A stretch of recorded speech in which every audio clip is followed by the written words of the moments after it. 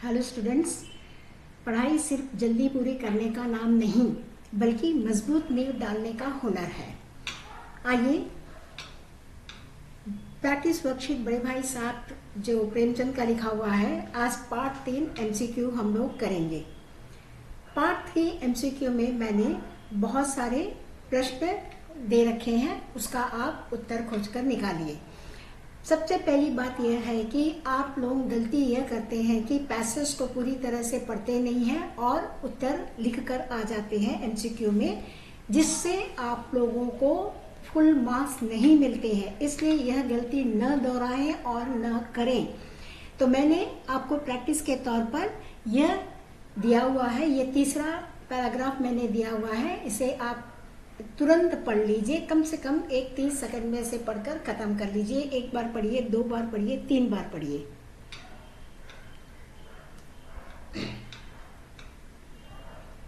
आशा करती हूँ कि आप लोग पढ़ लिए होंगे। अब चलिए प्रश्न का उत्तर देना शुरू कीजिए। देखिए, पहला प्रश्न है, भाई साहब कितने साल बड़े थे? 3 साल, 4 साल, 5 साल, 6 साल। राइट। क्वेश्चन नंबर 2, भाई साहब ने पढ़ाई कब शुरू की थी? मुझसे पहले, मुझसे बाद में, उसी उम्र में, बिल्कुल नहीं। यहाँ मुझसे का अर्थ है लेखक। ओके। अब क्वेश्चन नंबर 3 में हम लोग आएंगे। तालीम के मामले में भाई साहब का रवैया कैसा था? जल्दीबाजी करना, धीरे धीरे और पुख्ता करना, बिल्कुल ध्यान न देना, केवल खेलों पर ध्यान देना।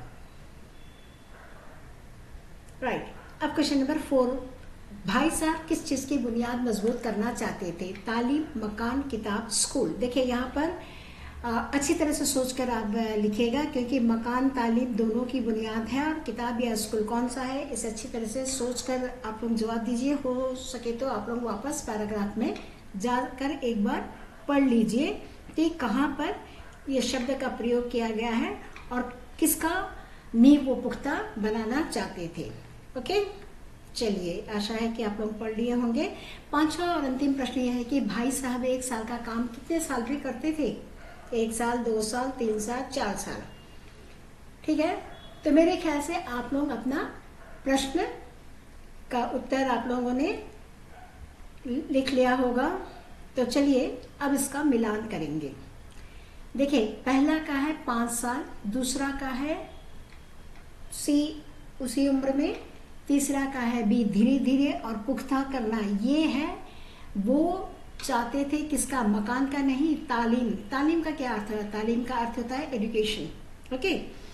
फिर जो 5वां का उत्तर है 2 साल के लिए। देखिए, यहाँ 2 साल भी आप लिखते हैं और 3 साल, दोनों में से कोई भी लिखो तो आपको मार्क्स मिल जाएंगे, क्योंकि लेखक ने यह कहा कि 2 या 3 साल लग जाते हैं, इसलिए कोई भी आप लिख लीजिए, आपको अंक जरूर प्राप्त होंगे। तो इसलिए आप लोग हमेशा यह ध्यान रखिएगा कि जब कभी आप लोग पैराग्राफ का एमसीक्यू लिखना है तो पैराग्राफ को प्लीज 2-3 बार पढ़िए। तो यहाँ पर मैं यही कहकर अंत करूंगी कि अगर नींव पुख्ता हो तो मकान हमेशा पायदार बनता है, और यही सीख हमें भाई साहब की तालीम से मिलती है। ठीक है, तो पढ़ाई में धैर्य और असली सफलता की कुंजी है।